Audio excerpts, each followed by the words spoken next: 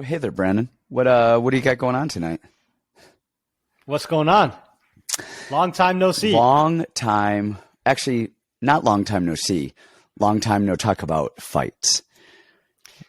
Well, nobody watched that award special, so we're going to pretend this is long time no see. I know. I thought that award special was going to get a lot more viewer count than it did. I think people are like, we don't care what you guys are talking about if you're not talking about bets where we can make money on. Just tell us the plays. We don't care about anything else. Yeah. So clearly we think people really like us. Apparently we're not as charming as we think. They just want our plays. They only love you when you're on top. We found this out quick. Oh, we found this out really quick. Man, so it has been a while. We've got a UFC fight night coming up. It's the first time in about 4 or 5 weeks. The Christmas break. It was well needed. It was a good, nice break. But man, I am ready to get back to fights. I'm ready to watch fights. I'm ready to talk about fights. And I'm sure as hell ready to bet on fights. We've got Kattar and Giga Chikadze, which we'll get into in a little bit, but that is the headline. And then we've got to talk about this because we have a really good main event. Kattar, Giga Chikadze is awesome.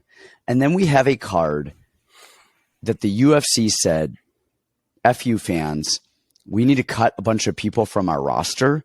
So we're going to have those people fight and the loser goes home. Because I think if you look at most of this card outside of the main event and the co-main event, almost every other card or fight on the card is like people who have lost 2 or 3 out of their last 3 or 4.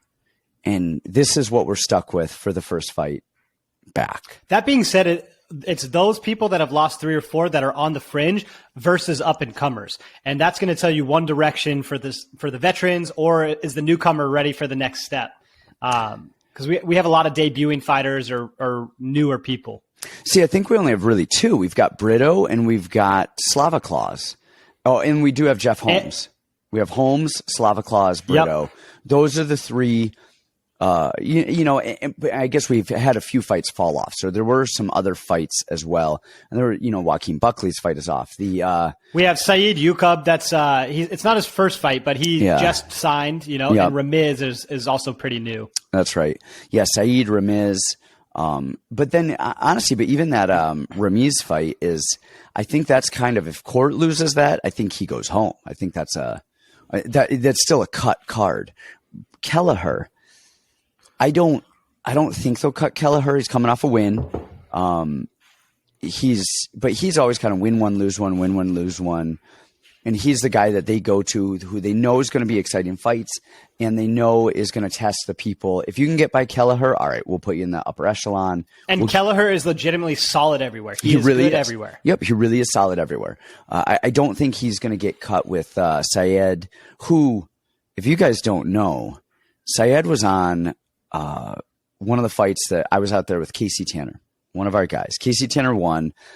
We're in the back, and all of a sudden there's this really big kind of ruckus going on. And Syed was at CFFC, wins the belt, throws it down, and is like, this is a garbage belt. I want to go fight for a real belt. And Dana White, UFC, I'm coming for you, not this garbage. And that was literally the last time he fought there. And he actually signed afterwards. But I was like, whoa, that's a ballsy statement right there. You better hope you get signed. He signed on short notice against Trevin Jones, so they were trying to feed him to the wolves right off the bat. Yep, they were. But we've got our first fight of the year coming up. But we also have some other news. I've got some news. So, of course, this weekend I'm up there cornering Vanessa. She is fighting her second UFC fight, but this will be the first in her weight class. And then in 2 weeks, we've had Davidson Figueiredo, who has been running camp at Fight Ready. He's fighting Moreno for, rematch for the title. But way more importantly, it was just announced today. Us cool people in the know it, but it was just announced on, into the metaverse that Korean Zombie got the shot for Alex Volkanovski's title. And that is awesome. As Zombie's been training with me for the last 3 fights. He's been training with our other coach, Eddie Cha, for 4 or 5 fights now. So this means a lot. He wasn't a champ. It wasn't like a former champ. It wasn't like he was a champ. He has been with us for a few fights, and then now he's getting a title shot. and even more so than being a great fighter, he is just one of the nicest, greatest humans on the planet. So it could not come to a more deserving human. So I'm really excited for that. We'll start camp in a couple of weeks. He's in the middle of moving right now in Korea. And then as soon as he moves houses there in about a week, he'll be out here. And Volkanovski Zombie Camp will be running. That is so exciting. And it's going to be in Brooklyn, New York, guys. So I think we're doing something with the Patreon. We had been deciding between a couple of events that we all kind of want to meet up and go to and have a good time. Well, the stars are aligning. Gambling is legal now in New York. The fight is in Brooklyn, correct? Yep. I believe so. It's April 9th. So I don't know where. You're from New York. I'm from New York. So I think we're going to try to make it happen. I think we're going to get a load of people and try to head out to that New York card. I'm sure UFC Shark will be there. Well, a lot of familiar faces in the community. It'll be a lot of fun. Great. Well, let's get talking about this card. But before we do, you guys make sure to like our channel, subscribe to us, and then also go check out our Patreon as well. It's only $25 for the highest tier. That gives you some behind the scenes stuff, but more importantly, it gives you Brandon's picks on the regional show, which is where he makes a lot of his money. And then also both Brandan and I, of course, we talk about all of the fights on the podcast, but on the actual Patreon, we give you our actual bets because we don't bet. I mean, we might be picking this person and that person on the podcast. It doesn't mean we like that bet enough to bet money on them, our hard-earned money. So we will actually go through and we'll give you that. And that's a big one as well. That's what people like. They want our picks. Who are you betting on? And who do I bet on the regional card with all of these people who I've never heard of? So make sure definitely like us, subscribe, check out the Patreon. And now let's get going with UFC Fight Night, the first of the year, January 2022. All righty. Well, first up, we got one that hits pretty close to home. We have Crystal Vanessa Demopoulos versus Silvana Gomez Juarez. Never heard of them. Never heard of either of these two. Yeah. So I was it's funny. So you guys might get mad at me for this, but if you watch the show, I don't talk about really fighters who I'm train, who are going to come up, who are going to do stuff. I don't like to talk about how they're doing their camp, if they're going to win. Not even their camp so much, but I don't like to give predictions because as little as I believe in life, I really am a little bit superstitious with some of this stuff, and I don't want to jinx myself. So I was planning on talking about Vanessa's fight. I was ready for it. I was talking about what I was going to talk about, and then my wife comes out and she pops her head out and she's like, "You shouldn't talk about that." And I was like, "What? Why not?" She's like, "Well, you're going to jinx it." It's like, all right. So all I'm going to say is, I'm happy Vanessa, her first fight in the UFC was at 125 on short notice. She's in her proper weight class here at 115. She had a full camp. She looks great. I'm really happy with her camp, with her improvement, and I just cannot wait to get there, and let her showcase herself on Saturday. So let me hear what you have to say on this one and hear your thoughts.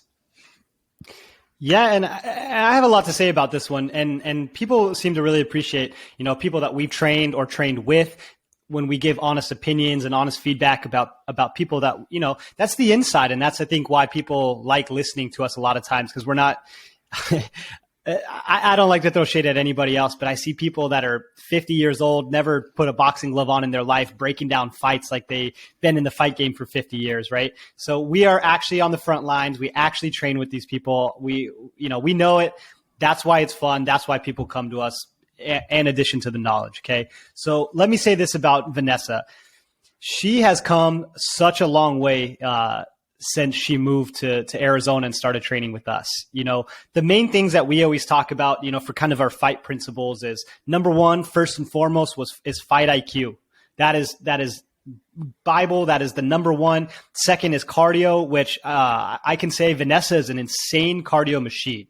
She never gets tired. She is as tough as it comes. You don't have to worry about any durability issues with her. You don't have to worry about her skipping time. She's in 2-a-days, 3-a-days, working hard as it comes.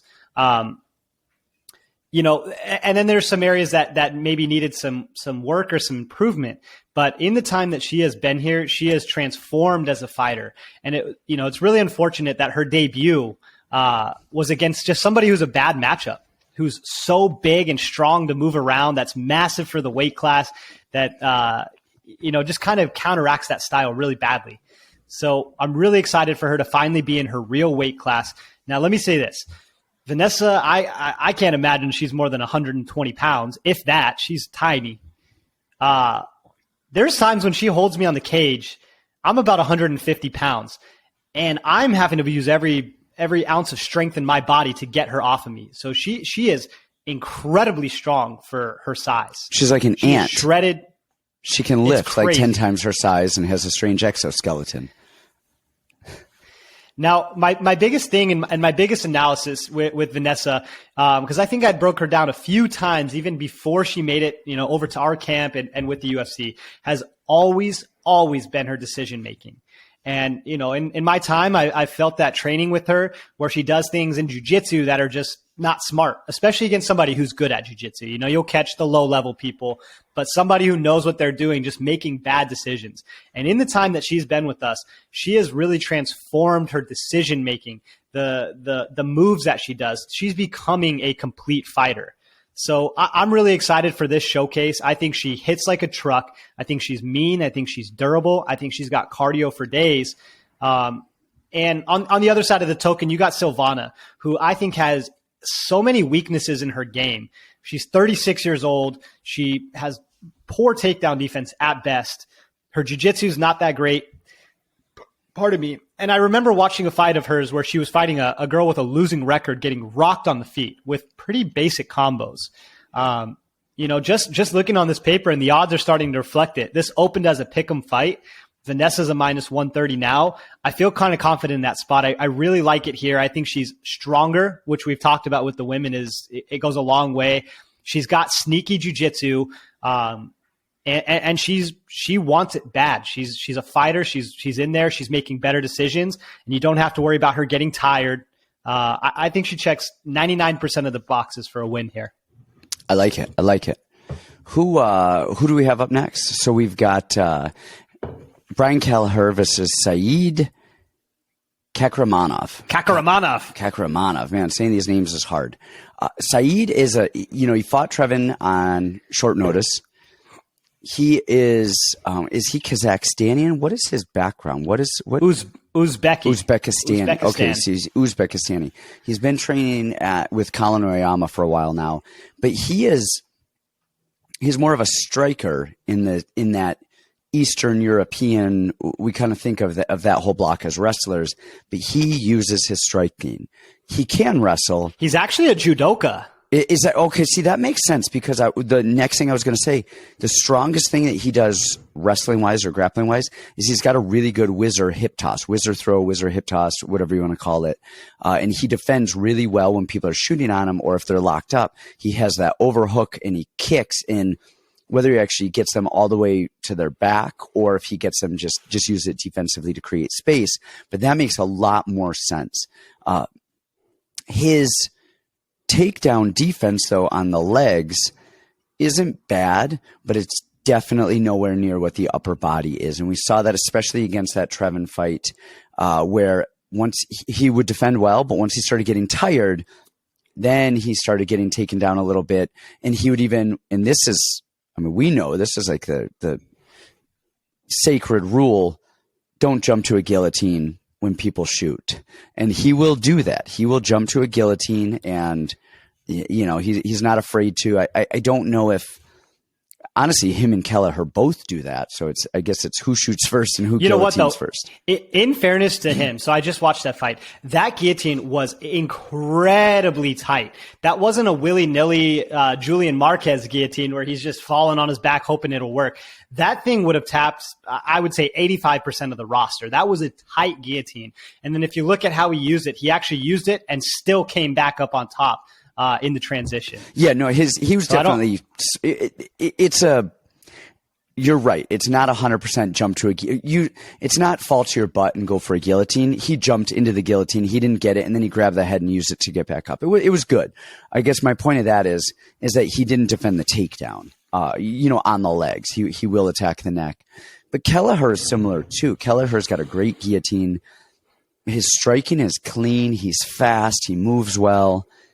Neither of them have phenomenal offensive wrestling, and I think it's actually a good, fun fight. I think, man, this one I've been going back and forth with. I wonder, Kelleher does not have cardio issues, and we saw Saeed get a little bit tired. That said, that was on a very short notice fight. I think this is all of these fights are pick'em fights. That said, I think I'm going to slightly lean toward Saeed off of nothing more than he has less losses, and so he's not going to be comfortable in some of these positions. And what I mean by that is not comfortable giving up the positions. When people are comfortable losing, they'll stay on their back a little bit more. They'll do things a little bit, I would say, more passively. Whereas I think he's just going to be a little bit more aggressive. I think he's a little bit longer. He has a little bit sharper of a jab. I think he's going to use that range and just kind of be on the outside and try and point fight as much as he can, which is going to be hard against Kelleher, who will fight you. He'll force you to fight him. But it would not shock me to see Kelleher latch on a neck and get a finish, especially in that late in the second, maybe in the third round, as the fight starts going on. There's a little bit more sloppiness, and Kelleher's guillotine is freaking phenomenal.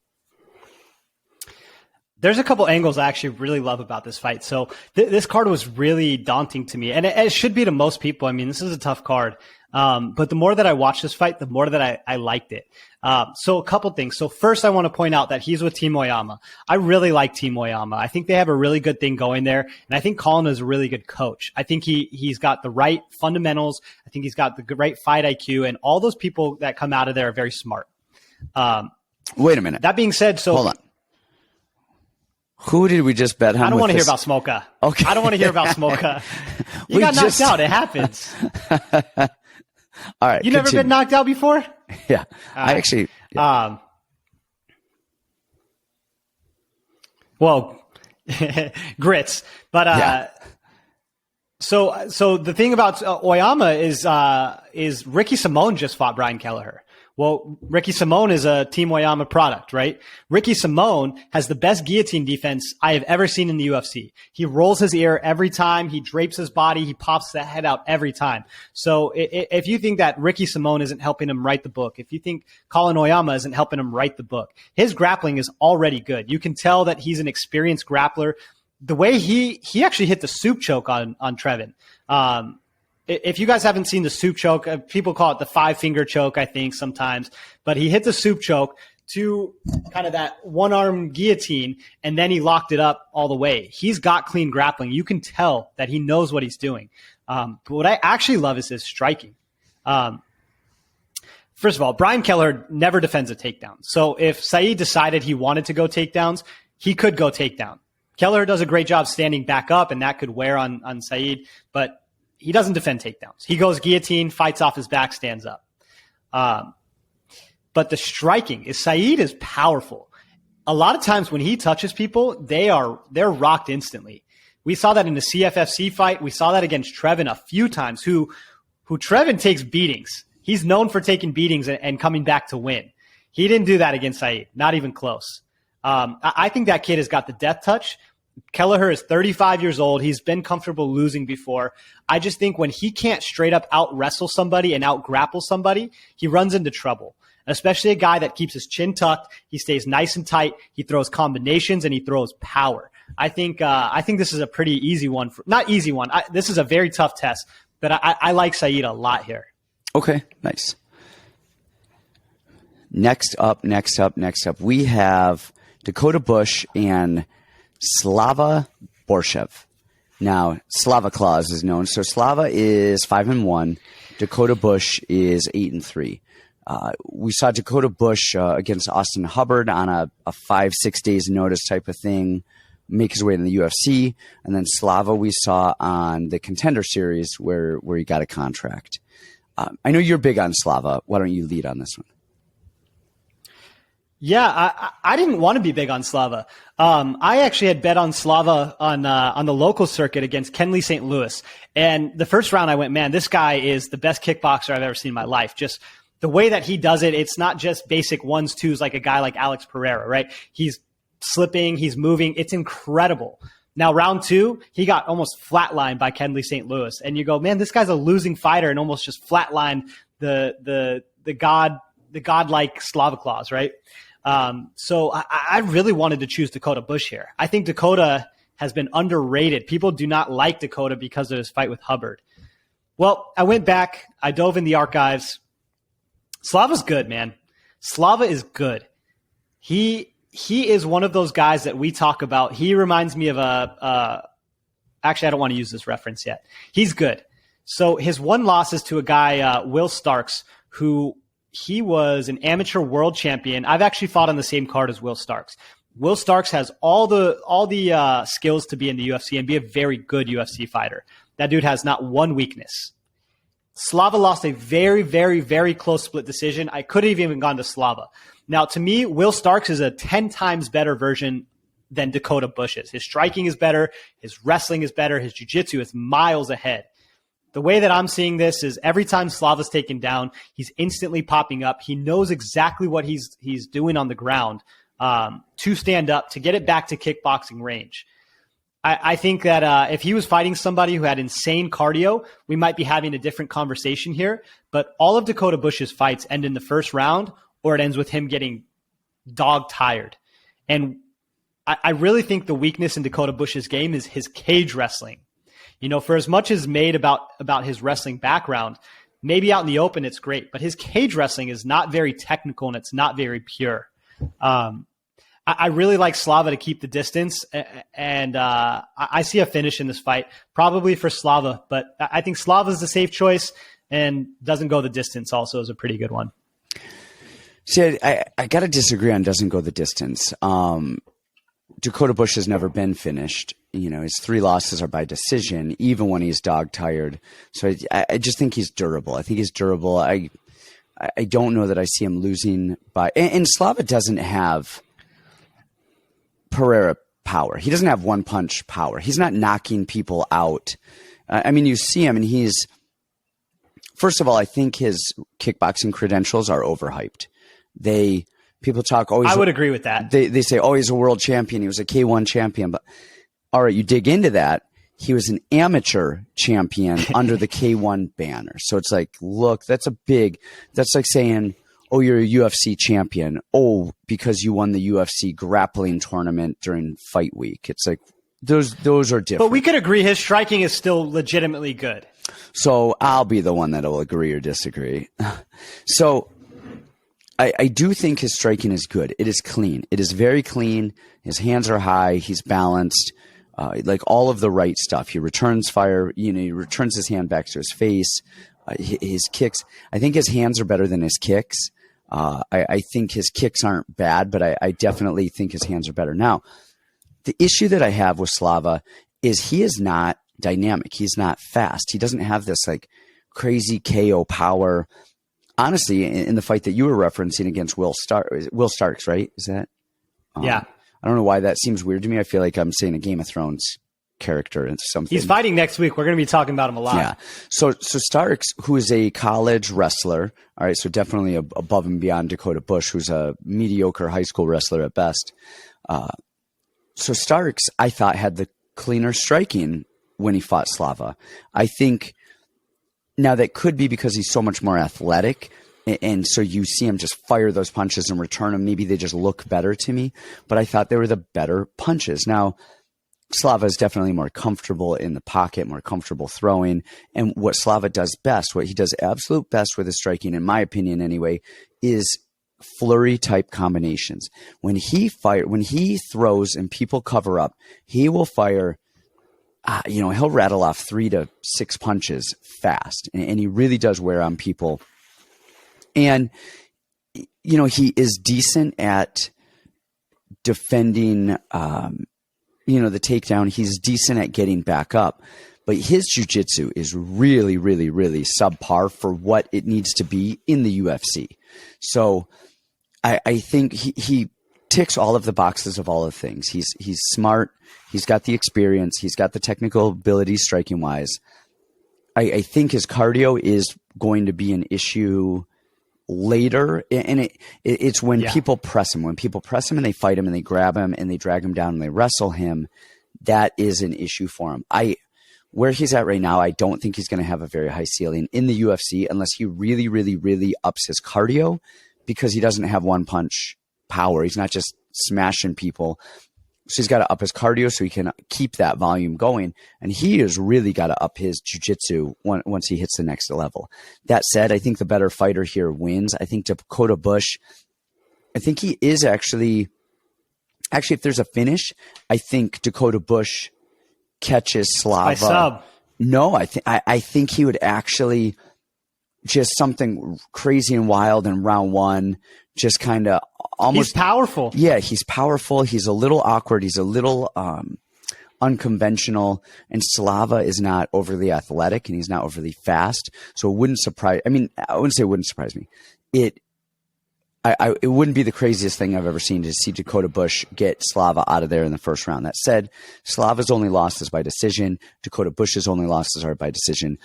I think the easy one here is over 1.5, over 2.5. I don't think it goes to over 2.5 is stretching a little bit just with, but I don't know. I mean, even that, I want to say that, but when Dakota Bush gets tired, he's not going to stand and throw. He'll shoot and pull guard.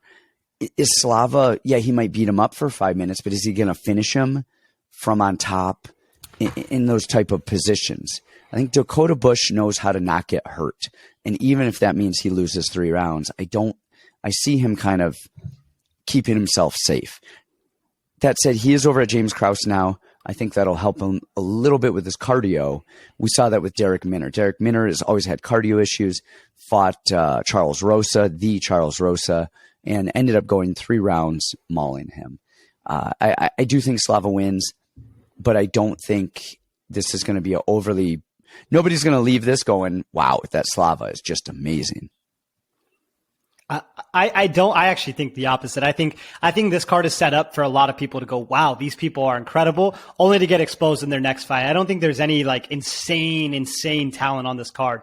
I did want to make one note too. Something I did not like about Slava and where I could actually see him getting in trouble is, actually in the jiu-jitsu game from the top position. When he's on top, he is not very good at securing his top position. He lets people get underhooks, come up to wrestle, reverse him, stand up. He is not good at even if his bottom jiu-jitsu stays horrible for his entire UFC career, at the very least, he needs offensive top control jiu-jitsu with ground and pound, because he is letting people back into fights. He is not finishing things the way that he needs to, with letting people climb his body. So I like Slava here. You like Slava here. One last thing, even before we go on, it's kind of is the start of going on. I think we've got Jones, Slava, Brito, and who is the other one? Who's fighting court? Ramiz. So we have 4 people who the UFC has set up to win, to kind of showcase, and to cut those other 4 people. All those other people are on the chopping block. And Syed, I don't know if I said that. Anyway, so you've got some people who are set up to help their UFC roster thin their roster by cutting these people and giving them a win, catapulting their career. And I get that 100%. I think this might be a card where even if those guys don't win, they don't showcase the way that the UFC is hoping them to. I could agree. All right. Next up, we got Mr. TJ Brown versus Gabriel Benitez. This fight was one that I had to watch tape on these people again and again and again and again and again. And they both have such bad fight IQ. They don't know. They're both pretty good. I think Benitez is the better fighter, on a more technical level, more well-rounded. TJ Brown's hands are decent. He moves well. He's got good power. He's pretty athletic. These two, I feel like both of them go into every fight as if they're just sparring. They're just in there working, and whatever happens, happens. Neither of them understand how to win a fight. TJ Brown, again, his wrestling is not great. His jiu-jitsu is not great. He puts his neck in so many positions. He doesn't secure the ground game. His hands actually aren't bad. He actually moves well. He's pretty athletic. He's got a good lead straight right. And on the other side of that, we hear Benitez. Listen, you guys out there, watch when the commentators start talking. They're going to say, he has the hardest left kick ever. Luke Rockhold has said that's the hardest kick he's ever felt. People, when they hold pads for him, are like, that's the hardest kick they've ever seen over at AKA. All right, well, show me all the people in the UFC that he's dropping with it, all right? He's not Giga Chikadze, nobody talks about. There you go. I mean, they do talk about it, but they don't need to talk about it because Giga's putting people down with it. So you don't have to tell people how amazing Giga's left kick is because people aren't blind. Well, except for blind people, and then they need to be told how amazing Giga's kick was. But and honestly, they won't be watching it anyways. They won't be watching it anyway. So, I mean, unless they need me to narrate it, then I will tell them how awesome Giga's kick is. But Benitez, actually, he's got a really good guillotine. He scrambles well. He cannot stop a takedown to save his life.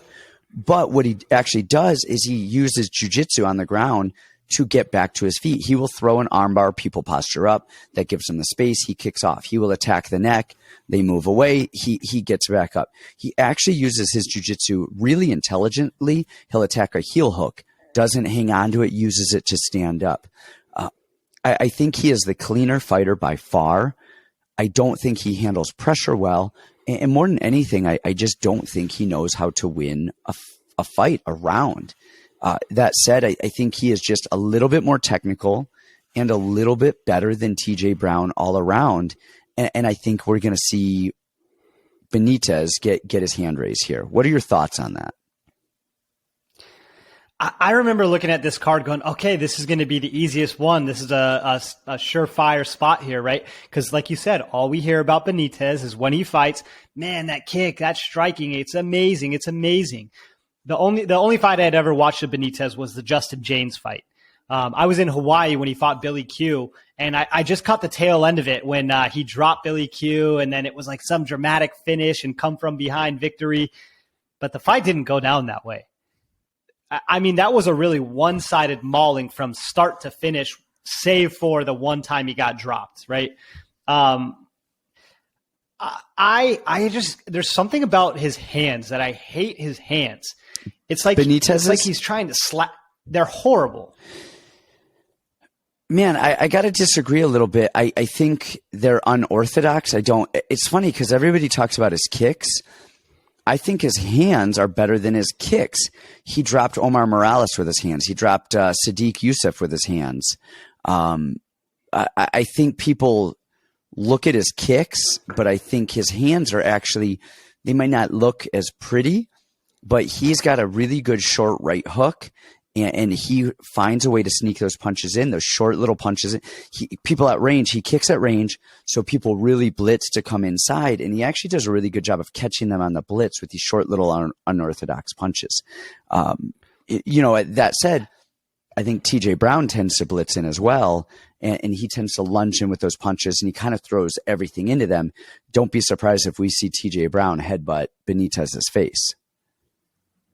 Yeah, I just remember you giving the example, right? Like throwing a baseball, and how you throw a baseball, and he's kind of like popping out these little like rabbit punches and hopping around like a little rabbit. And to me, I just don't like the way that he punches. They're not these long, beautiful punches, and it's not even about being pretty. The only fight, I did not watch an extensive amount on this one because after watching him fight Billy Q and the wind blew and he would fall over, I couldn't feel safe about this one. And that was his most recent fight. So all I saw was his little baby rabbit punches in that fight. And there was nothing impressive to me. Now, like you said, I think he's sharper everywhere. And I think the biggest factor is TJ Brown just gets hit way too much. He is too tough for his own good. I think that he is actually getting better over time. With James Krause, he's making improvements in his fight IQ and his development, but he gets hit far too much to win a ton of fights in a row. I think you're right about Benitez. His takedown defense is awful, but he does do a good job of keeping people off his back. He seems to know what he's doing, and he uses jiu-jitsu offensively, on the ground.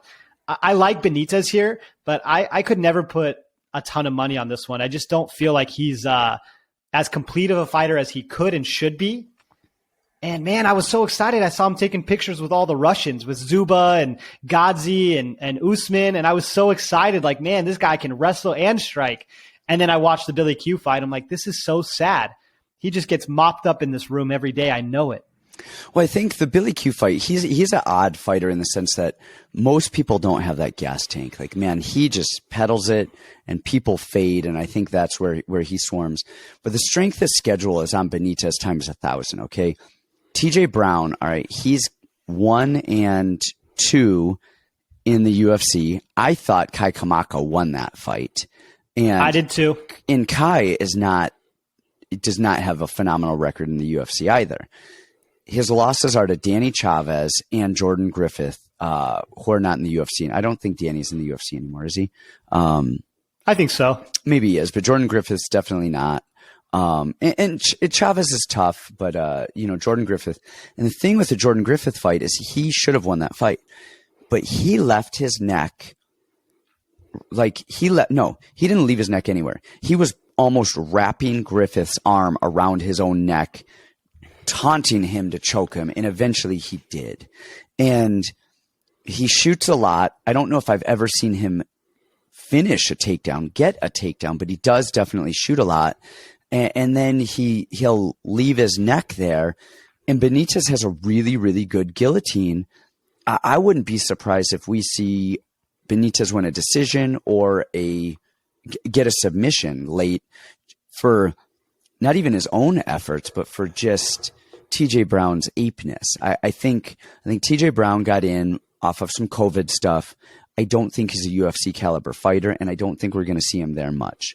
I think Gabriel Benitez has had all of the chances to grow into that UFC caliber fighter that everybody was expecting him to. And I think he has continuously let the UFC and himself down. I don't think we see it here. He generally beats the lower half of the guys that he fights, and he loses to the Sadiqs in competitive fights.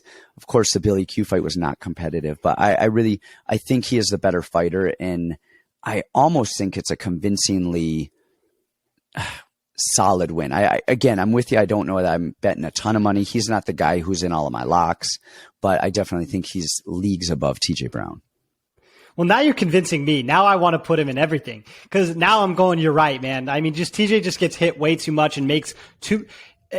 I think that the fight IQ now with James Krause is like Nick Saban. He squeezes as much out of these C-level guys as he can. He gets them to be B- guys like Derek Minner. He gets all the juice out of them. Julian Marquez, he's trying, he's getting it there. But I just think his talent level is so low. I think the talent disparity is so different between them, even if the fight IQ is a little bit off also. Yeah. The other thing about Krause too is Krause, I think Krause's place, I think Krause is a smart guy. I think he's a good coach. I think he does a lot of stuff well. And I like him. I like his philosophy on stuff. My worry about Krause, same worry I have on Henry Hooft and the love relationship I've always had with Stanford MMA. Do you know what that is? My worry? Too many people. That's it. Too many people. I think there are too many people going there. And I think the workload is probably going to be too big. And how many... Like even Minner, we saw Minner with the Charles Rosa fight. He looked phenomenal. He looked infinitely better. Cardio issues were gone, this and that. When then we see him in his next fight, all of the cardio issues are back. I mean, he did do well against Ryan Hall. I mean, that was Ryan Hall, but and it also depends on the fight and how the fight is fought. It does. You know? But I worry about that there's just too many people, and how many of those people are getting all of the support that they need for each of their individual fights. Maybe and maybe I'm wrong here. So, but that's just something that I question with this. But I think Benitez wins it. I think he's just on a technical level so much better than TJ Brown. And unless TJ Brown has really upped his game, I think we see Gabriel Benitez win it. But next up, we've got Ramiz, Brahimaj, and Court McGee. Court McGee has been... First of all, I've got to count something out for you guys, okay? So Court McGee has had since 2000. This isn't all of his UFC fights. This is since 2011. He's had 1, 2, 3, 4, 5, 6, 7, 8, 9, 10, 11, 12, 13, 14, 15, 16 fights. All right. He's had more than that. Do you know, Brandan, off the top of your head, how many of those have been closed out inside the distance? With Court McGee, probably none. 2, I'll say. 1. He lost to Ponzibio by TKO in round 1. All right. All of his other fights are decision, win or loss. So right off the bat, forget about the matchup. This fight is going to a decision. That is probably the easiest money on this card, is that this Court McGee fight goes to a decision. I mean, that right there. We don't have a lot to go off of on Ramiz, all right? We saw him fight. Who did he fight in his debut? Jordan Griffin. No, Max Griffin. That's right, Max Griffin. So we saw him fight Max Griffin. And then we saw him fight Sasha Palatinikov. So the Max Griffin fight was his first one. That fight got stopped by his ear being ripped his off, ear hanging off. falling off. That said, he was losing every moment of that fight. Yeah. The whole thing. I mean, that was he didn't know what to do. He looks the part. He throws hard. His hands come back. He looks like he's going to be a clean striker. Okay, he looks the part. And then he just had no idea how to navigate Max's left and right movement, his lateral movement. He didn't know what to do. He couldn't cut him off. He was just following him. He just didn't know to step outside of Max's back foot to cut him off when he's going to his left, to force him to readjust. And he didn't know to lead to the right. And what we saw is he was constantly just getting picked apart and hit with punches he shouldn't have been hit with. His gas tank got kind of low, and he just was not. I just honestly, I was not overly impressed with that. Then on the Sasha fight, he got a takedown pretty early, blast double, pretty explosive, got the rear naked choke pretty early on. All right, so that's kind of what we know about that. Court McGee, though, has got, I would say his striking ability is above his technical striking ability. So he sees stuff well, he moves well, he rolls with the punches, but he's not firing back, coming right back to his stance, loaded, ready. He doesn't look like a super polished striker, but he's pretty slow. He is pretty slow. He's pretty slow. He's freaking Slava Claus over here slow. So his takedown defense isn't great, but he does a great job of getting back up. He's really hard to hold down. He's got really good jiu-jitsu. I wouldn't be surprised if he gets taken down in the first round a couple of times just from some explosive athleticism, getting blast doubled, and then he pops back up, and that kind of takes the gas tank. He has lost a lot of fights. I think if he loses this fight, I think he goes home. And as crazy as it is, I don't think he's going home. He's 37. He's got 2 billion fights in the UFC. He has lost, 5 of his last 7, but to solid people: Sean Brady, Carlos Condit, Diego Lima, Sean Strickland, Ben Saunders. And then he has a win over Alex Garcia and Claudio Silva. Claudio Silva is also old and gassed pretty badly too. But I think Court McGee gets the decision. I think the over 2.5 is a lock. I think this fight goes 3 rounds. What do you got? I'm with you. I always like the ultra vets. The ultra vets are awesome. They know how to survive. They know how to be in there. Here's my hope. I like Ramiz. I like Fortis. I think I like Fortis. They're kind of just like the most athletic Neanderthals ever. Like they're very rudimentary, but they're figuring it out. I hope that Ramiz doesn't come out and wrestle. I really hope he doesn't. I hope that Ramiz stands there and trades with Court.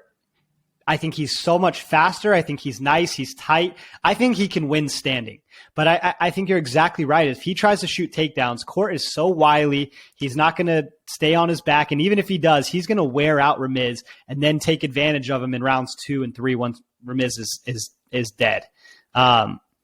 This to me, just with the unknown of how Ramiz is going to fight, we have a lot of things on Ramiz, but we don't have a big catalog. We don't know how he fights and how he fights higher level people. I think the only way to approach this fight is over a round and a half. And I doubt the odds makers are going to be very nice to that one.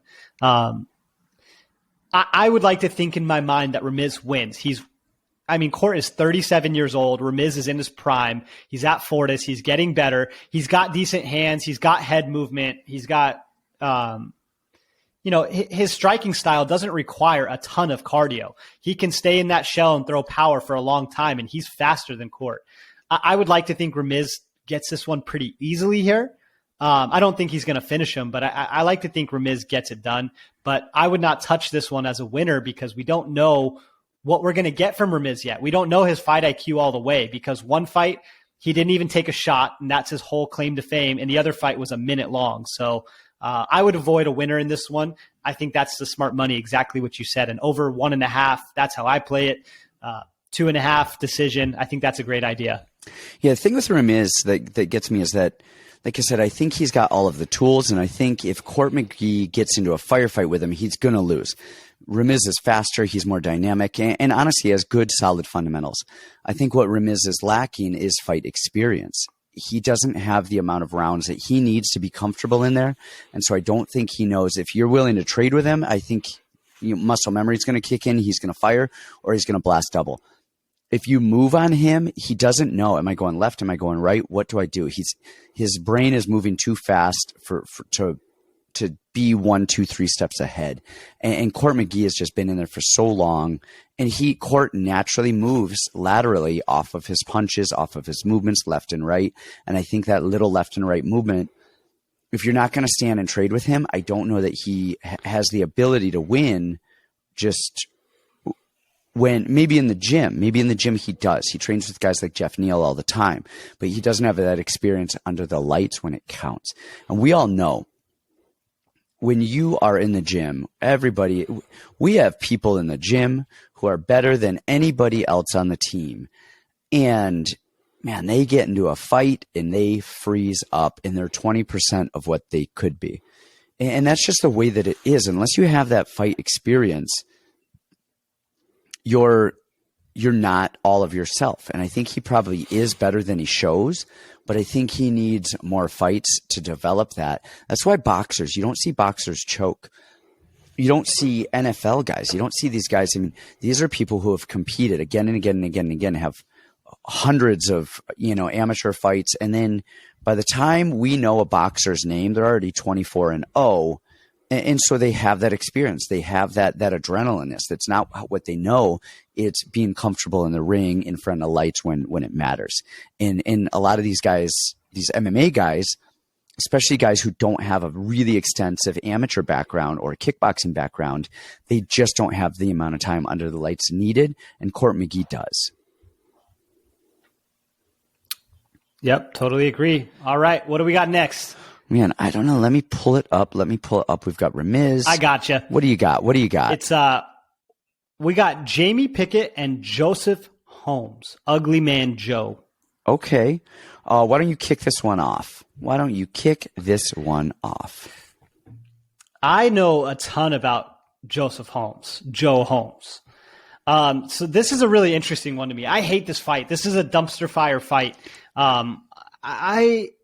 We picked both against Jamie Pickett last time, not because I think people say Jamie Pickett is the worst fighter in the UFC. I disagree with that. I don't think he's the worst fighter in the UFC. He's athletic. He's big. He moves well.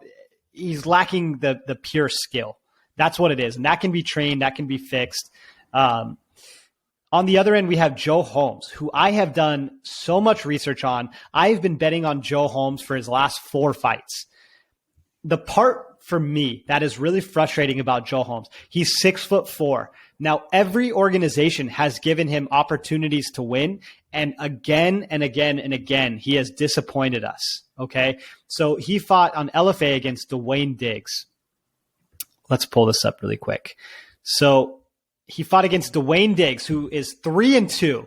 Dwayne Diggs is horrible. I mean, he's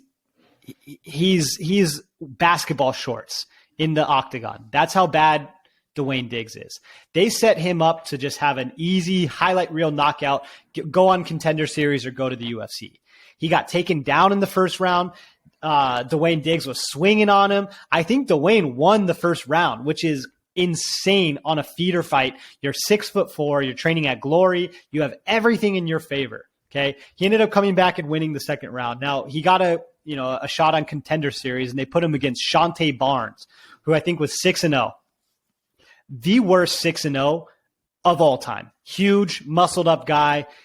Again, did not get a contract even with a finish because he didn't look impressive. He lacks the wrestling skill. He lacks the fight IQ, especially the fight IQ.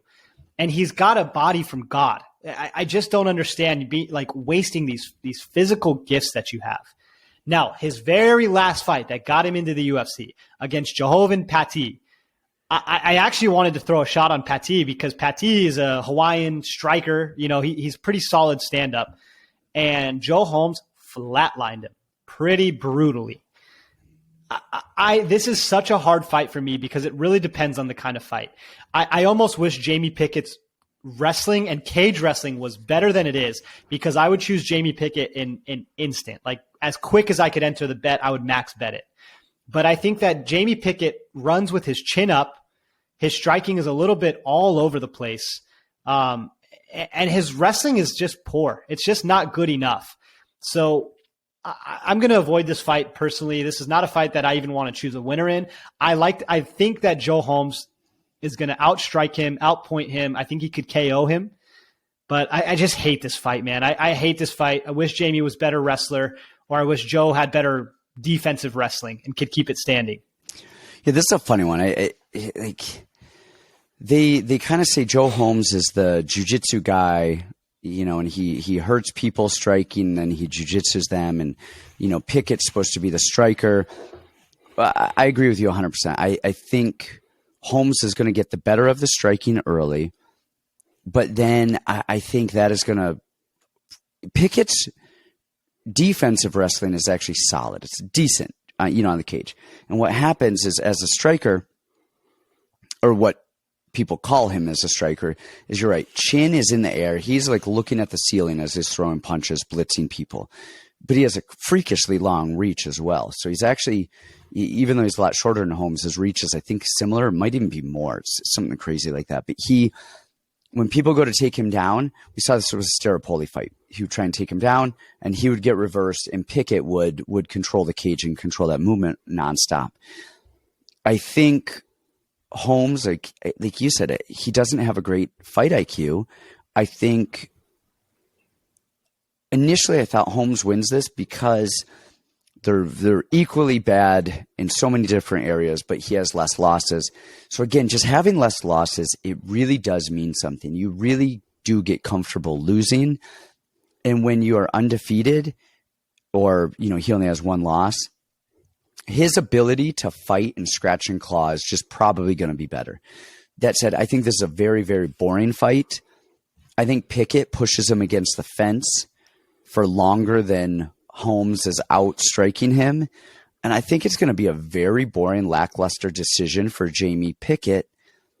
And, I think you're right. The play here is over 1.5, over 2.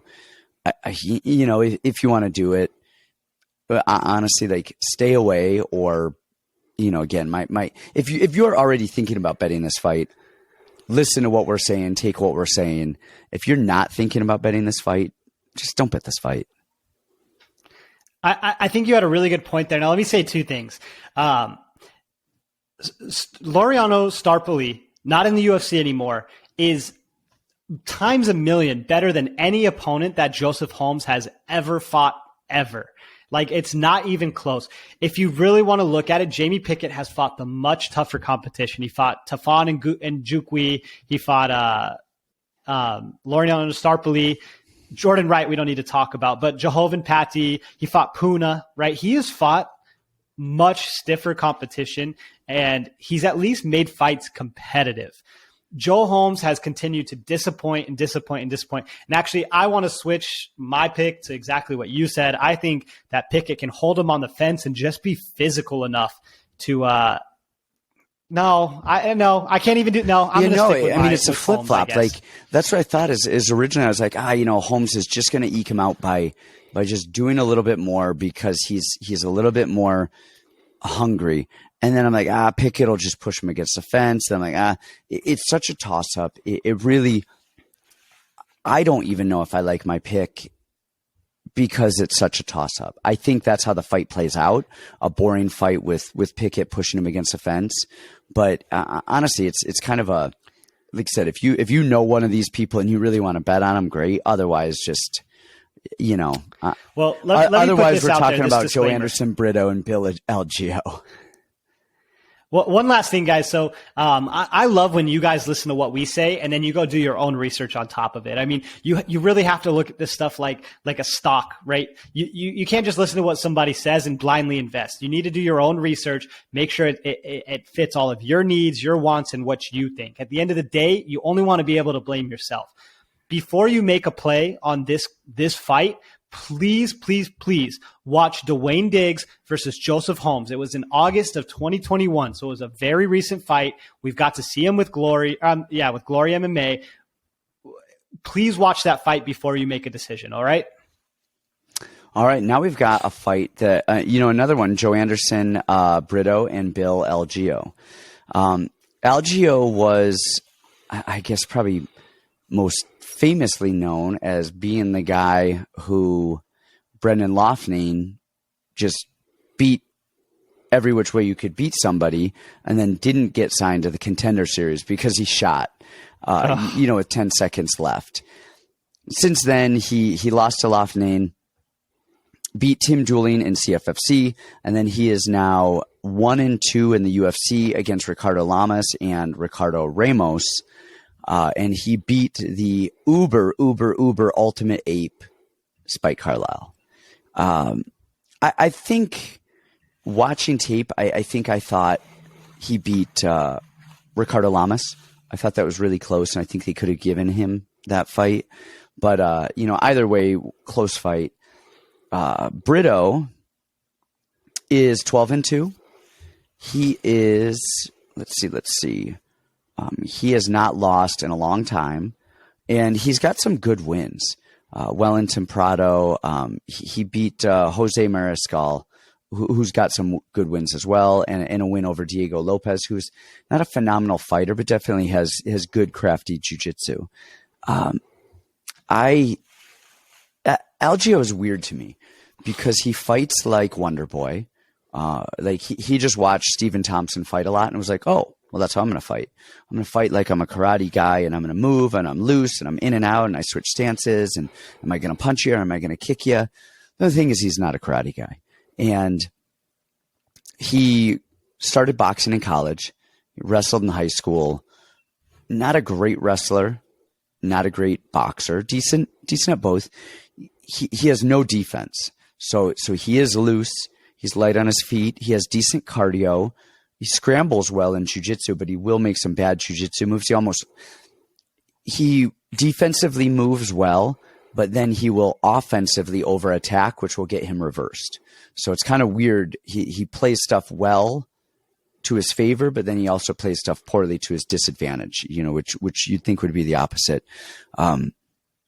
His cardio is decent, and he's durable. Okay, you kind of know what you're getting with him. And I think skill for skill, I think he's actually probably the better. I don't know if I'd say all of his skills are better than Brito's, but I think he's the more well-rounded person, more fluid person, there. Comfortable fighter. Yes, he's comfortable. Brito, on the other hand, I don't even know what. I mean, he's a shootbox fighter. He's a shootbox affiliate fighter, and he fights like that. He is swinging at you, and he is blast doubling, and he will attack the neck. He's kind of wild, but he's actually kind of controlled wild. He's not just stupid, crazy wild. The thing I like about Brito is he knows how to win. And I think the two keys to this fight are, I don't think Brito gasses horribly, but he definitely slows down a little bit. And can he get the fight to the ground? Can he get Algeo to the ground? And Algeo defends, kind of upper body stuff well, cage stuff that we see regularly. People shoot, they're on the cage, they're leaning, they come up. But what he doesn't do is he does not defend a low double well. He does not defend when people go low and they lock their hands. They will constantly drag him out again and again. And then on the Ramos fight, we saw that Ramos kept shooting, taking his back and just picking him up, dragging him down, picking him up, dragging him down. So he can he can stop some higher shots, some higher normal kind of standard cage wrestling stuff, but Brito shoots low. He will watch that Diego Lopez fight. He went out there and immediately shot. And what was interesting is he shot on a really high level jiu-jitsu black belt with a lot of submission wins, shot in completely controlled Lopez. Lopez never once had any option of doing anything in jiu-jitsu. He just hung on him, and then Lopez got an eye poke late in the third round. They called it a technical decision. But I thought Brito could have kept going. He didn't look fatigued. He completely controlled the situation. But then on other fights, he's got some quick knockouts. I don't know. Again, this is one of those ones I think they're setting Brito up to look really good. I don't think he's going to look phenomenal, but I think he is the biggest asset that he has. And I've always said this about Brian Ortega. People always, we fought Brian with Zombie. He just fought Volkanovski, and people's criticisms are Clay Guida was beating him before he won. Tavares was murdering him before he won. X and O and this and that. Everybody was beating Brian Ortega until he won. But the key to that is until he won. He finds a way to win, and that is just an attribute that kind of, until they prove otherwise, holds true. And Brito just keeps finding a way to beat these people. He's got a good guillotine. He's got good jiu-jitsu. His striking is not bad. It's very dynamic. He'll throw head kicks. It's not bad. He gets hit more than he should. And honestly, I think his wrestling is probably his weakest point, which is decent. It's just, let's see how it is against an American wrestler versus all of these Brazilians who can't wrestle. That's the biggest thing, is he looks good wrestling against Brazilians who are not known for their wrestling, but he finds ways to win. And that alone is, in Algeo, he's another guy who I think you watch him, he should have won that Ricardo Lamas fight. I thought he won it, but he should have freaking won that dominantly. He should have won the Ramos fight. Both of those fights were within his grasp of winning, and he just doesn't know how to win a round. He doesn't know how to win a fight. He doesn't know how to steal a round, steal a fight, and he is just going through the motions. And because of that, I think Brito's going to win this. I feel like we had talked. We only talked about, I think, this fight, maybe one other fight prior to now. So I'm very interested to hear what you're saying. And I feel like I may have slipped up and told you, well, he was losing all the fights until he won, and now you're using that as a bad argument for me, because that's exactly what I want to say. Is he was losing all of those fights until he won. I think this is going to be a really clear fight. So first of all, I do want to say that on the Contender Series, Dana White said that Brito is the next Brazilian superstar, right? And if Dana White is saying you're the next Brazilian superstar, that means you're on the new path to, they're going to make every fight for you to look really good. So I have to agree with that 100%. I think that I have to disagree with that. I think Dana is crazy for putting him against Algeo. One, I think he's crazy. That's the worst matchup. I don't know if it's the worst matchup, but I don't think he's going to look some crazy. I mean, Algeo's tall as well. That alone is going to offer just some weird issues. But I don't think Brito is the second coming. But Dana always talks everybody up like that. You can't take Dana's word at all. It was just a weird statement for how many great Brazilian prospects came, right? You have Jalton Almeida. You have all these really good Brazilians that came off Contender Series this year. For him to say that about Brito, who didn't finish the guy. And let's talk about the Contender Series for a minute, okay? Apparently both those guys came in on short notice. He fought like the most complete ape I have ever seen in my life. He closed his eyes and starts swinging these punches, shot in a blast double. But the really telling thing about that fight is Lopez didn't even try one time to stand up, did he? He shot for a guillotine, and you said he's got this phenomenal jiu-jitsu. I don't care if you're Marcelo Garcia. It's hard to submit people off your back in MMA. It doesn't matter. It's hard. So the guys that stay on their back and they offer nothing, of course you're not going to get tired. You have a guy that accepted bottom position, not even once trying to get up. You're never going to gas. All you have to do is go hard for 10 seconds while you get him down, and now you're good. You can coast the rest of the round. I think that Lopez had horrible fight IQ, and I think Algeo is the complete opposite. Algeo is not very athletic, and he's not crazy gifted, but what he lacks in talent, like pure raw talent, he is an ultra veteran. He is, I'm going to put him in that ultra vet category, and he hasn't had a lot of fights in the UFC, but he has been around the Philly scene for a long time. He's been fighting forever. He is an ultra veteran, right? He's like a guy like Court McGee. He'll get taken down, but as soon as he's taken down, he is right back up. Now, Brito in the USADA testing pool, I think we're going to see some cardio problems. I think Brito off the EPO is going to be a problem, especially if he fights how he did before.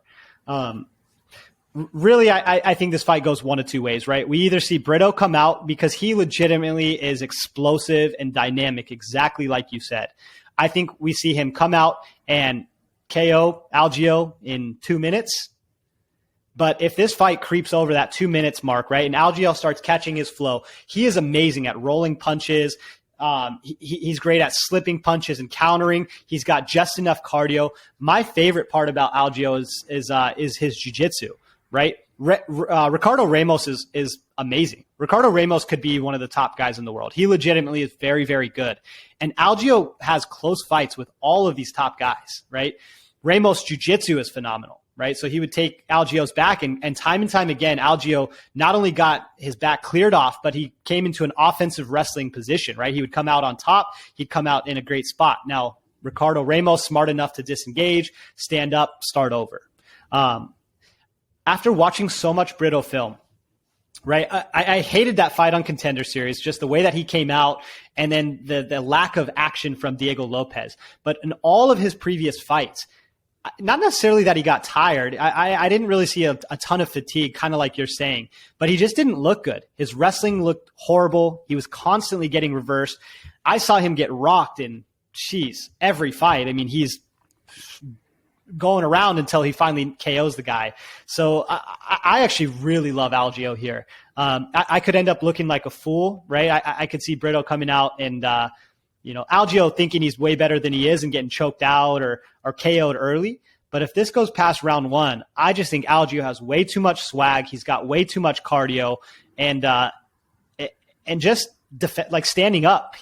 I really wanted to make the comparison here to Dustin Jacoby, right? If you ever watch a Dustin Jacoby fight, he'll get taken down 100 times like Kutalaba, but he stands right back up, wears him out, picks you apart with the jab, has great head movement, and ends up winning a decision or knocking you out.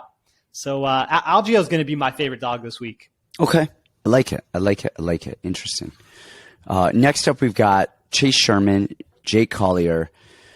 And this is a hard fight because I didn't want to watch tape on it. Like I was so annoyed at all of these fights that so many of them were like, they've lost 2 or 3 in a row and they're just so lackluster and this and that. And I just was like, why are these guys on the card fighting? They're not building one of them up. It's a loser goes home thing. And this is another one that I think is the same.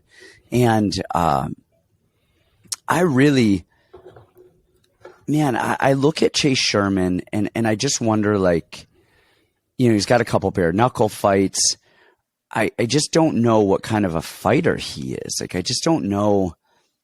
Like, how is he going to win? He's just there. He looks like he gasses quickly. He always looks like he took the fight on 3 days' notice. And I just don't, I'm not overly impressed with his performances. He just never comes in looking like he's trying to kill. If you're going to gas, go out there and swing for the fences and try and knock somebody out and gas. Don't just like kind of be there, mill about. He throws, he kind of reaches with his hands. He gets hit a little bit more than he should. He's got a good low calf kick. He does that well. I think he's one of the lower end of the Stanford guys, and he's been there for a while, and I think he's just going through the motions. I think he just doesn't – he's probably ready to retire and just doesn't know what else he wants to do yet. And then on the other side of that, you got Collier, who I believe they said was a middleweight. He's got a loss middleweight. Lost to John Jones in – let me see what year. Gosh, wasn't it him? No, it was somebody else I was thinking of. Let's see. I think he fought somebody who fought Jones. I was looking at, but he lost to his last fight. I was a split decision to Carlos Felipe. Beat Jan Vellante, lost to Tom Aspinall, and there's no shame in losing to Tom Aspinall. That dude is the truth. But I like him a little bit more in this. I think they're very similar. But I feel like Collier is actually one. I think he's a little bit more athletic. I think he moves a little bit better. But I think he actually wants to go out there and win a fight. I think this is a very even fight for the most part on paper. I think Collier just knows how to win a fight a little bit more than Sherman does. And I think it's a 3-round, over 1.5, over 2.5 as a pick here. I don't know how Chase Sherman really wins fights. I mean, he just looks so... he looks like he's giving somebody else rounds for camp when the other person is fighting and he's just there to help out. That's what he reminds me of. And I don't mean that to be a dick. He just doesn't seem like he's there to go out and win fights. Seems like he's there to go out and help a buddy out who needs rounds, who's about to go out and fight. So I don't want to put a lot of time into this. Like we said, I finally ended up acquiescing to my own brain and watching tape on it. But I think Collier's the better fighter. I think he fought well in his last fight, and I think he goes out there and gets a win. I'm totally with you. I don't really want to spend a lot of time on this. There is a way to make money on this fight, but it's going to take me a few days to figure it out. I like Chase Sherman here just for the athleticism. I think Collier is a world beater heavyweight. He's got phenomenal striking for one round, and then you see him really taking the big breaths, and that's where you see the transition from middleweight to heavyweight. We saw that in the Felipe fight. He was tearing Felipe apart on the feet, and then round 2 comes. I think Sherman has really struggled with the guys that don't fade, that keep coming, right? You got Arlovsky, who knows how to survive 3 rounds at the consistent pace and take over. And then you got a guy like Parker Porter, who comes out to win the fight all 3 rounds, never gasses, always going forward. So I think in this fight, I like what you said. I like over a round and a half, because I think that Sherman's got a good enough chin to last for a round. And Collier is going to have enough gas and look like a world beater for a round. I think 2 and 3 is where Sherman will probably take over by jabbing and low kicking him to death and just being glad to not have somebody in his face for once. I don't love this fight, but I'm going to go with a little bit more agile Sherman. But I'm not married to that. I don't love it. Okay. Next up, we actually have a fight I'm really excited. I think it's actually going to be a really good fight. We've got Brandon Royval and Rogerio Bontorin. Give me your thoughts on that. Man, this is an interesting one, and I know this is I think the other one we talked about just a little bit. There is so much hype on Brandon Royval. Now, Brandon Royval is 2-2 in the UFC, and in his 2 wins, he was losing 90% of the fights before he finally won the fight. And so we did just talk about it, just like that. But he's 2-2.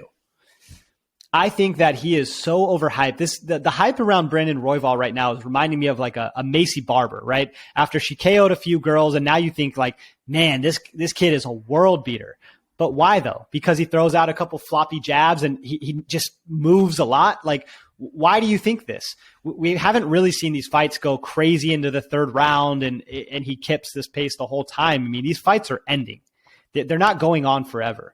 We saw him get out wrestled by Tim Elliott, yep. right? For Yeah, we saw him get out wrestled and dominated. He didn't do anything jiu-jitsu wise until finally he was able to catch something. Now, he is very crafty on his back. He throws high volume. He appears to have pretty good cardio. I just think that Royval gets hit way too much. I think his body is a little bit fragile, and I think that lack of wrestling is just a critical flaw. He thinks his jiu-jitsu is so much better than it is. And if you really look at the top 5 jiu-jitsu guys in the world, right? And this might be old references, but you have Cobrinha. Cobrinha doesn't do flying scissor kick triangle chokes. He's solid on top. He's got crazy pressure passing, and his basics are solid, right? And to me, Royval is a guy that throws up Hail Marys constantly. He thinks his jiu-jitsu is so much better than it is. Instead of, getting on top and getting a great position, taking people's back, he's playing the heel hook game. I think against a guy like Bontorin, if all things are equal, if Bontorin has the same cardio, this fight to me is not even close. I think Bontorin KOs him brutally. I think his jiu-jitsu is actually excellent. Bontorin's jiu-jitsu is actually excellent. The only thing that could even make this fight close to me, in my eyes, is the cardio factor. Being that Bontorin is the size of he's Jake Collier before he gained the weight, trying to make flyweight. I mean, the guy is massive. He's a house. If he can make the weight, and I think I like Bontorin as an upset here. I think he can get it done in 1 or 2. I don't even think we're going to have to worry about the gas tank. I think you're right. I don't know that this fight goes the distance. Royval's fights don't generally go the distance. Let me actually see really quickly if any of his UFC fights. Nope. Nope. They've all been finished. I like what you said is he's fragile.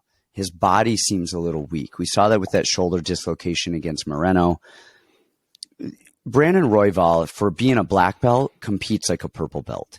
And he's all offense. That's the best way you could have put that. Right? I mean, it's the purple belt matches are the most exciting ones to see. They're going for flying arm bars. They're all offense. They're all gas. With all of that offense and all of that gas, well, that creates a lot of scrambles and a lot of movements, a lot of submissions. But with all of those movements, with Brandon Royval is attacking so much, what we were talking about with Algeo, is he's doing so much that he opens himself up to so much. He gives up so many positions. The Pantoja fight, I mean, Pantoja's shot kind of was off balance, ended up kind of pulling guard, half guard, and then 3 seconds later is choking him out. I mean, it was just like, he's just so wild, and his striking isn't bad, but he tends to reach. His chin is up. His hands are kind of reaching out, and he kind of leans back. He does too much. Yes, and he absolutely does too much. But the thing that's going to hit you that is with Royval is he throws a 1-2, then he misses, he spins around, and you think he's done, and he throws a spinning elbow and a spinning back kick, and then another 1-2, and then 3 more. He's a freaking tornado. He's just like spin. He throws that rear knee. You back up, and you start feinting for it, and then he throws his punches. Then he finishes punches with a spinning back kick, and he's always throwing after his opponents think he's done or think he's off balance. He throws one more thing which catches people. And again, you said it with the jiu-jitsu. He's always attacking, but then that creates so many openings for him as well. He is tough. I think Moreno had him in a full-on rear naked choke that should have finished most people, and he fought his way out of it, got out of it. But Bontorin is just solid everywhere. He lost to Kattar, France. He lost to Ray Borg. Ray Borg is phenomenal. That guy is so amazing. And if he didn't have weight cutting issues, he would still be a top 5 UFC fighter. He is phenomenal. Brandon Royval. Hey, you know what? Ray Borg is fighting this weekend also. Is he on UAE or a cage or Brave? He's fighting in Eagle FC. He's fighting another UFC fighter who just beat John Dodson, Cody something. Okay, so yeah, I mean I really like Borg. Kattar, France. We've seen Kattar is phenomenal. I mean these are top 5 guys in the division. So I think Bontorin, it comes down to he is the better fighter. the better fighter wins. And again, especially all things considered, the knock on Factory X guys is their wrestling. It's their wrestling, it's stopping the shot, and their cage wrestling. They attack great jiu-jitsu from the ground. The wrestling is their weakest area, not from out in the open traditional wrestling and cage wrestling. And I think Bontorin is just going to be able to get this fight where he wants. If he wants it on the ground, it's going to the ground. If he wants it standing, it's staying standing. He's clean. He's a house. Bontorin wins this fight. I don't think he goes the distance. If you guys want an amazing fight to watch, go watch Bontorin's fight against Magomed Bubulatov. Magomed Bubulatov he would beat anybody that's on Royval's record instantly. That guy is insane. The fact that he's not top 2 in the UFC right now hurts my heart. And Bontorin out-grappled him, outstruck him. I mean, that was an impressive victory. And Bontorin's got nothing but just really tough fights on his record, just a history of excellence. And he's got a phenomenal record to show for it. He beat Matt Schnell in his last fight and looked good doing it. He looked really good. I don't think Royval has the same. I don't think Royval has the same chin as Matt Schnell does. And I think those Bontorin punches put Royval away. I like it. Next up, we've got our co-main event. I believe we're up to co-main event, correct? Yep. Yeah, Jennifer Maia, Katlyn Chookagian. This was another one. I couldn't really. I mean, I have a thought process here, but I don't know. Why are we doing this? Why are we doing this rematch? I mean, it was a lackluster first fight. Maybe they're trying to find a way back up to a championship title. I don't really know. Chookagian won the first fight 29-28 on all 3 scorecards, which means she won 2 rounds to 1 round, and all 3 judges saw it exactly the same way. And I think that was 100% fair. Maia just kind of plods forward and is there and is durable. Her takedowns aren't great, but they're decent. She's heavy on top. Chookagian is just light on her feet. She's long. She's got some holes with her striking in terms of her fight IQ is above her technical abilities. And when I say that, you guys out there, what I mean is she moves well. She sees stuff. She counters well. She moves in and out. She understands setting up combinations and seeing reads. But what she doesn't do well, which so many people in our sport don't do well, is just the technical aspect of it. Her feet aren't set. She's not where she should be. She throws her punches and then she's off balance afterwards. She's not in the right position. She needs hours of bag work and basics and shadow boxing because she can fight well, but once the fight goes on, athleticism and movement go away. Now you need your hands up. You need your chin down. You need to be narrow. You need your head off center line. You need those basic tenets of striking. And first 3.5 to 4 minutes of round 1, they don't matter. Everybody's fast. You can move out of the way, yada, yada. Well, that goes away. And then now you better be good. That said, I don't know if I see this going any other way. Maia's got to get this fight to the ground.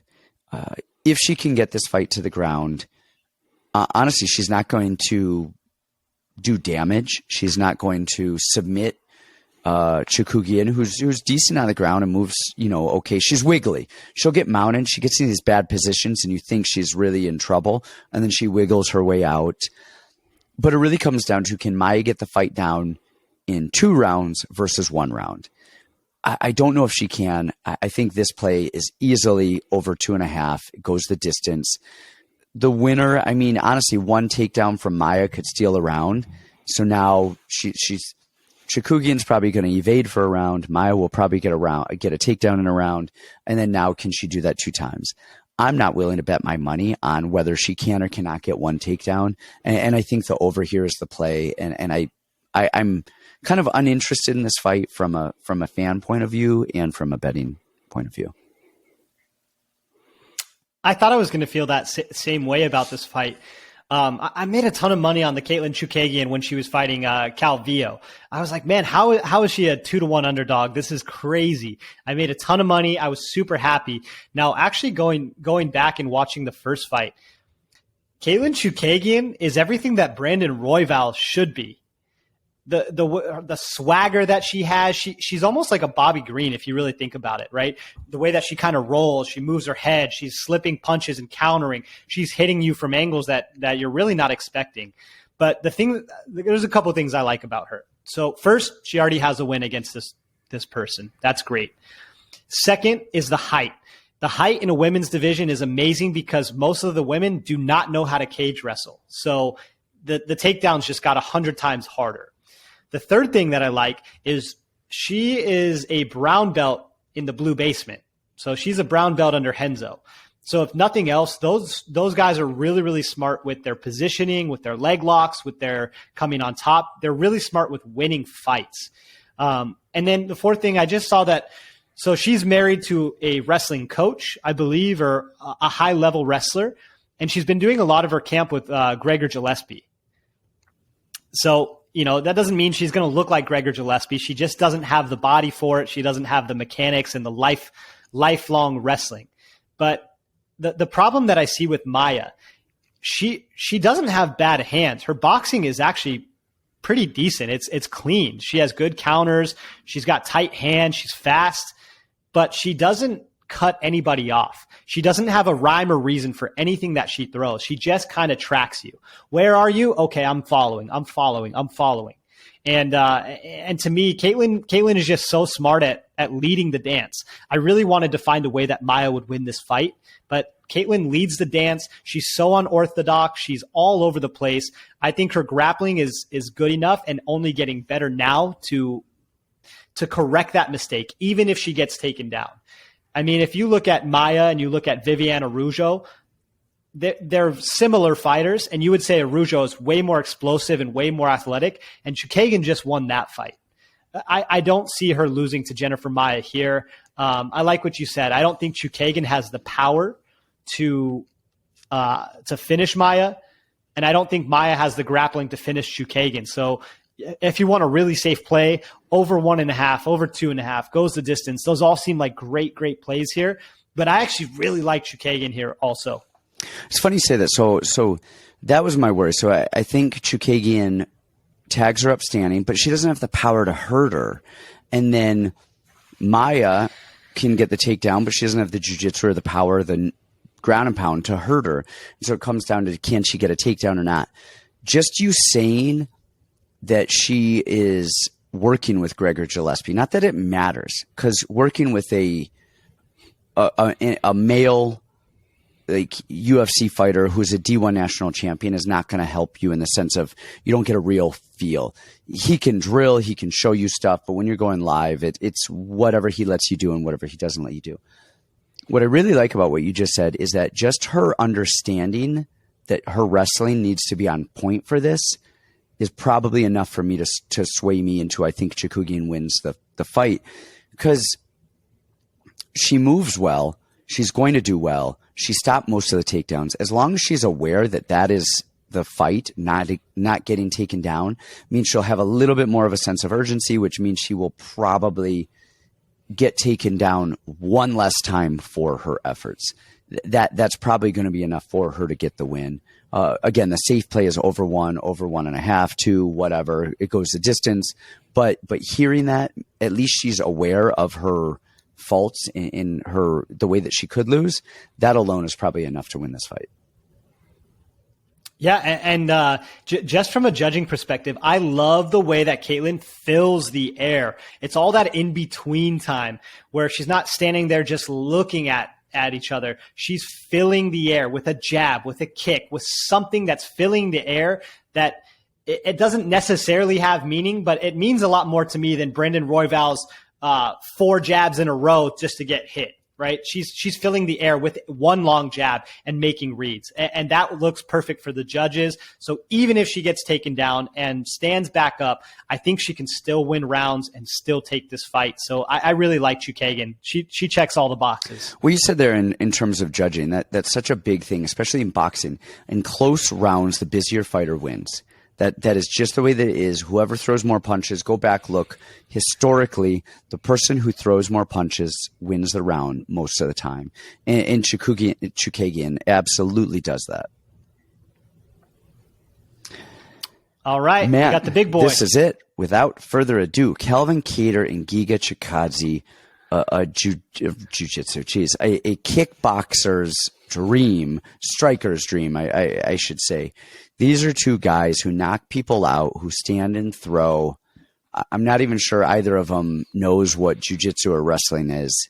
And Giga, I mean, you got a guy who is in glory, who's a very, very, this is a legit accomplished kickboxer, not like Slava Claus. Like an amateur accomplished kickboxer to a world level kickboxer. There are levels, and Giga is at that level. This is a hard one. Giga is dangerous. He is dangerous. He is dynamic. We know he has that left liver kick. The thing that he does, though, he does really well is he fires that left high kick, not for power at all. He kind of whips it up almost karate style, and he gets people to lift their right hand. They've got to address the kick, and he throws it really fast so they don't have time to react. They just have to get their hand at their head. Well, when your hand is high at your head blocking a kick, it is not on your body defending a kick. And he does it. He throws his high kicks, and then he fires that middle kick, and that's what he put Cub down with. He does that a lot. He also, from that stance, he likes his right hook. Those are his money makers, and he'll switch stances.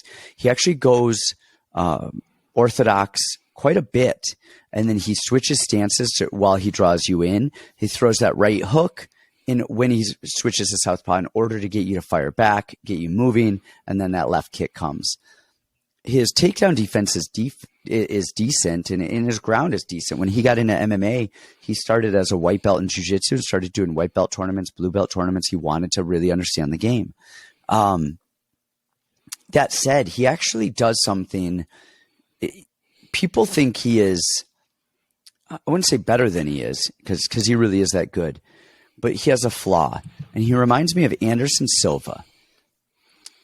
Anderson, we saw Forrest Griffin, ran at Anderson, man, just get starched. When people pressed Anderson, they got knocked out. And when they didn't press Anderson, Anderson stood there and he danced and he taunted and he tried to get them to come in. And when they didn't, he kept doing it because he didn't know any other thing to do. If people wouldn't fight Anderson, Anderson didn't know how to fight them. I don't know if he didn't know how to fight them, but we saw him not fight them. He had these weird, boring, lackluster fights that everyone's like, what the hell just happened? Giga Chikadze does that as well. When people are pressing him, he knows how to win. When people don't press him, he starts taunting them. He starts doing these karate dances, Street Fighter type stuff. He is trying to goad them in. And he doesn't really know what to do. Now, when he has people hurt, like he had Barbosa, he knows how to finish. He does not like being the one going first. With Calvin Kattar is not just Jeremy Stevens running at you, marching at you. He pushes and pulls, and he'll sit back. He will press forward, but he'll press forward and backwards. He'll press forward almost like 2 steps forward, 1 step back, 2 steps forward, 1 step back. He'll go forward, draw you in, exit out. And the same thing when he backs up, he'll back up 2 steps, and then he goes forward a little bit to keep that push and pull movement going, which serves as a feint and it serves as an off rhythm. His technical striking is good. His hands are up. His body's open a little bit more than it probably should be against Giga, but he really does stuff well. My issue with Kattar is we see it in the Dan Ige fight. When he decided that he was going to win, he just dominated Dan Ige whenever he wanted to dominate him. And then he just had these moments where he just didn't do stuff for so long that he made the fight competitive, not because Ige was doing well, just Kattar just stopped fighting and just didn't do stuff while Ige was doing stuff. And so those rounds and the moments were so much more competitive than they should have been. Thing with Kattar, though, is Kattar has really, really, really good durability, and he has cardio for days.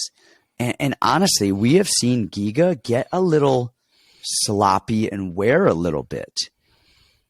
I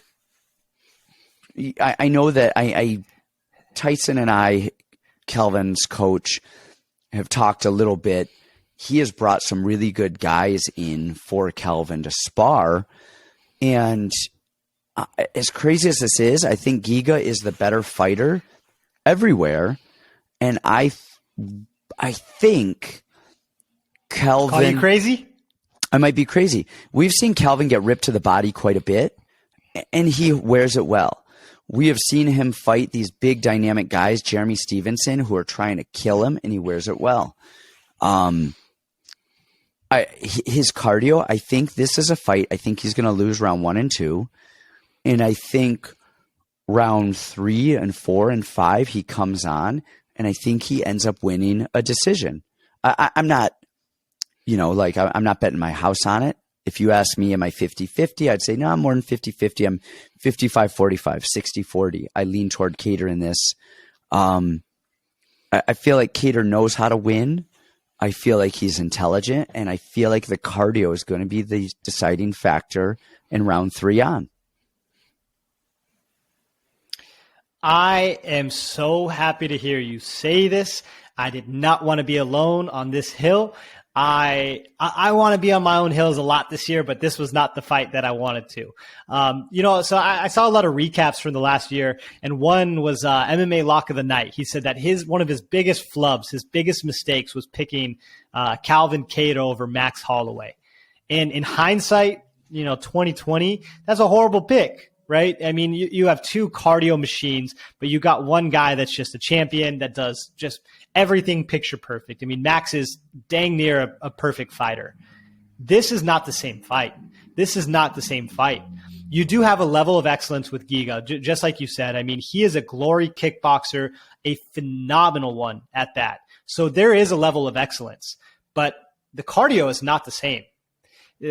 If this were a 3-round fight, we're having a very different conversation here. It's Giga. Giga will probably win all 3 rounds, to be honest. But in a 5-round fight, what makes Giga so special, right, is these big moments and being able to put guys away and finish them. Now, if he slows down to try to last these 5 rounds, now we see a lot more competitive rounds, a lot closer rounds. But my favorite thing is not only does Calvin have amazing cardio, he's smart. Those New England cartel guys are smart. They're so smart. He reminds me of like a Kenny Florian. They're just thinkers. They're smart guys. He knows the deal. He knows what Giga wants to do. And I'm sure he knows that putting his head in Giga's chest and making him wrestle and making him defend takedowns, even if he doesn't put his full strength and weight into it, it's just going to wear on Giga. It makes his arms heavy. It makes his legs heavy. And now round 3 comes. And Calvin's fresh, and Giga's a little tired. And the other thing about Giga, too, is Giga fights with his hands down, which is an awesome style when you have giant boxing gloves or you're in a 3-round fight and you can stay fresh. But round 3 and round 4 and round 5, when you're tired and you're wearing 4-ounce gloves and you're going against a guy that's got great cardio and a really long reach, that's a little more tricky. And he's got a great right hand. He's got a great long right hand. And Giga's been hit before.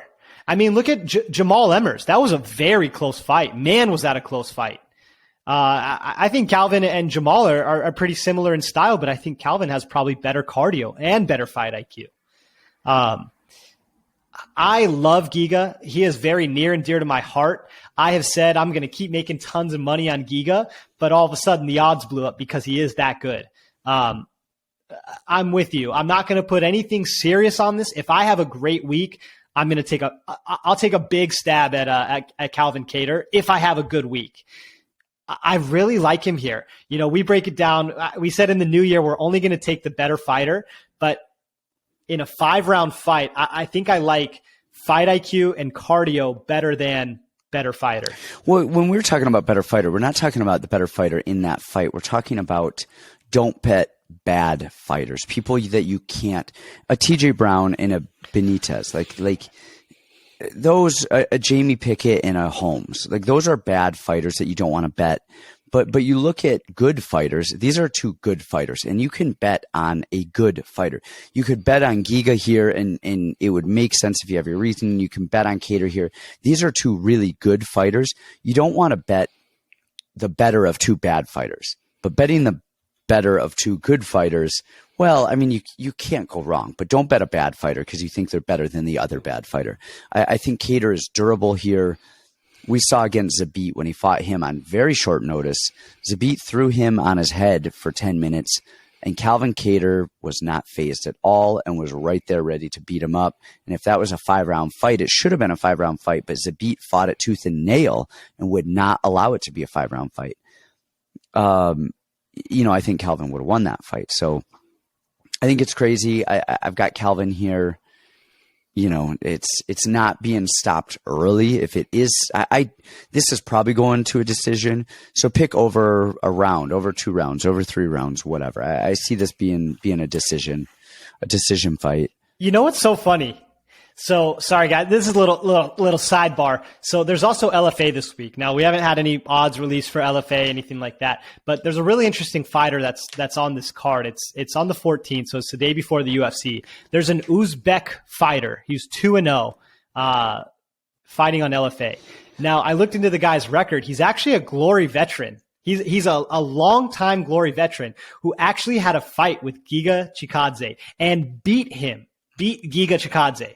And the fight was super fascinating, right? Because this is a kickboxing fight. This is in Giga's realm. This is in his world. This is where he shines. Giga beat the tar out of this guy for 3 minutes. They're only 3-minute rounds. I mean, it was brutal. But the guy was durable. He stayed in Giga's face. He pushed, he pulled, and he kept walking Giga down. And Giga was exhausted. And mind you guys, that's in a 3-minute round with no wrestling, no jiu-jitsu, no pressure like there is in the main event of a UFC. He gassed Giga out and ended up winning a decision and bombed on Giga. He was rocking Giga. So I watched that fight, and this was a few years back, and I just said, that's a typical Giga fight. Giga is, nobody can touch the guy for a round or a couple rounds, and then he starts to wear. And I just see this one going a really similar way. Yeah, and he got that quick win over Cub. Great, perfect timing. And then he got the win over Barbosa, who's just notorious for fading. Not to take anything away, Barbosa is very similar to Giga. For a round and a half, that guy is unstoppable. You get past a round and a half, and he becomes very human, very beatable, more and more and more by the second. As that clock keeps ticking, he gets more and more beatable. I like Calvin here, and I really like the next fight card. I think the next fight card, the pay-per-view, is going to be a lot more fun to talk about, and of course, a fun main. Are Figgy in the main event or co-main event? I don't even know. Is there another co-main? It's Ngannou and Gane. That's right. I was thinking, they're the main event. I was like, nah, I think there's somebody else. That's right. Ngannou and Gane. So anyway, well, those are our picks, you guys. That is it. We are back. We will be back next week as well. Remember, like us, share our videos, subscribe, only bet what you can lose. And we will see you guys next time. This has been fun. And like I said, I'm glad we're back, and I can't wait for the next one. All right. Peace.